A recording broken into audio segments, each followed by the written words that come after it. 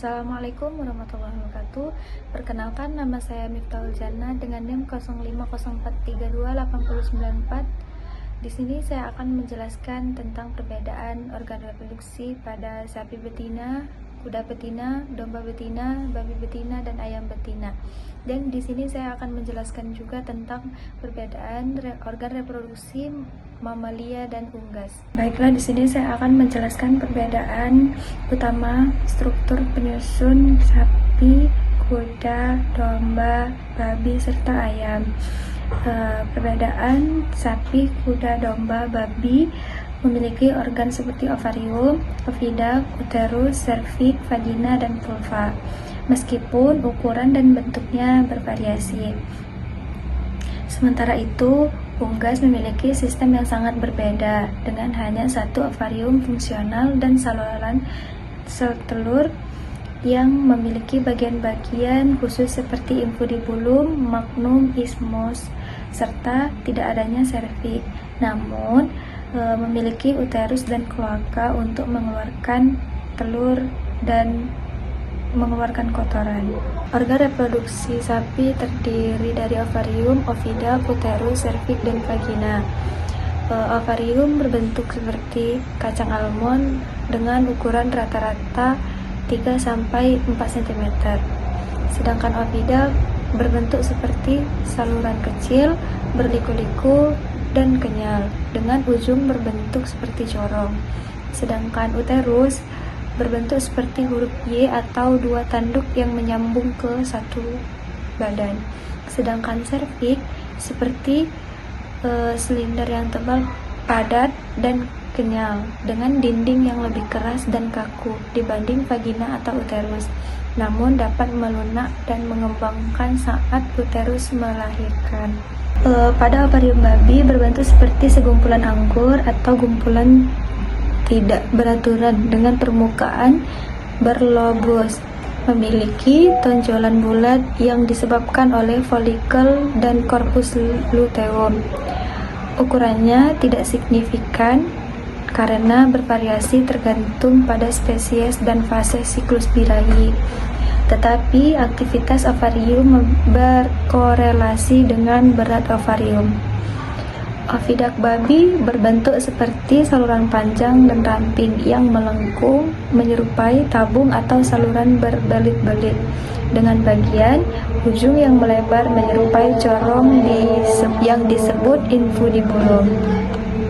Uterus babi berbentuk bicornus atau seperti dua tanduk yang sangat panjang dan berkelok-kelok, sedangkan korpus atau tubuh uterusnya sangat pendek. Sedangkan pada serviks babi adalah struktur kompleks yang berbentuk silinder dengan beberapa lipatan atau tonjolan. Sedangkan bentuk serviks kuda bervariasi secara signifikan tergantung pada siklus uterus atau kehamilannya. Serviks yang sedang uterus atau birahi akan lunak, merah muda, dan menggantung di dasar vagina. Sedangkan serviks saat uterus atau hamil akan keras, pucat, tertutup rapat, dan berbentuk silinder atau seperti tonjolan yang terlipat di puncak vagina. Ovarium pada domba berbentuk oval atau lonjong dengan ukuran yang bervariasi tergantung pada usia dan siklus birahinya. Oviduct domba berbentuk seperti tabung panjang yang berliku-liku atau bergelombang terhubung antara ovarium dan uterus. Uterus sama seperti kuda dan sapi berbentuk huruf Y dengan dua tanduk yang bercabang dari badan utama, dan di ujungnya terdapat saluran yang terhubung dengan saluran reproduksi lainnya, termasuk dua ovarium. Sedangkan serviks domba memiliki bentuk yang cekung, yaitu pada babi ovarium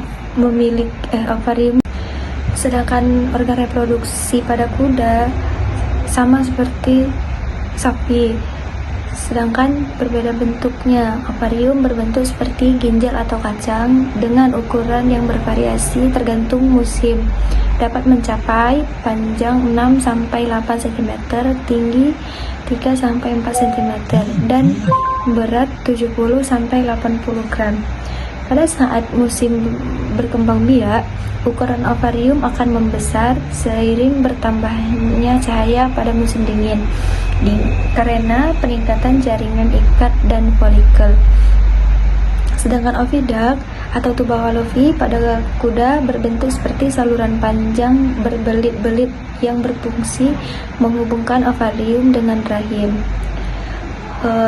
Uterus kuda berbentuk seperti huruf Y atau sering disebut dengan uterus bicornuata karena memiliki 2 tanduk kornua dan 1 badan corpus luteum. Pada organ reproduksi unggas atau ayam terdiri dari ovarium, infundibulum, magnum, isthmus, uterus, vagina, kloaka. Ovarium hanya memiliki 1 ovarium fungsional yang terletak di sebelah kiri, sementara yang kanan belum berkembang dengan baik. Infundibulum menangkap sel telur yang dilepas oleh ovarium dari tempat pembuahan terjadi. Magnum berfungsi lapisan telur membentuk di bagian ini. Isthmus membentuk bagian membran kulit telur. Sedangkan vagina berhubungan dengan kloaka, yaitu tempat di mana kerang telur terbentuk sepenuhnya.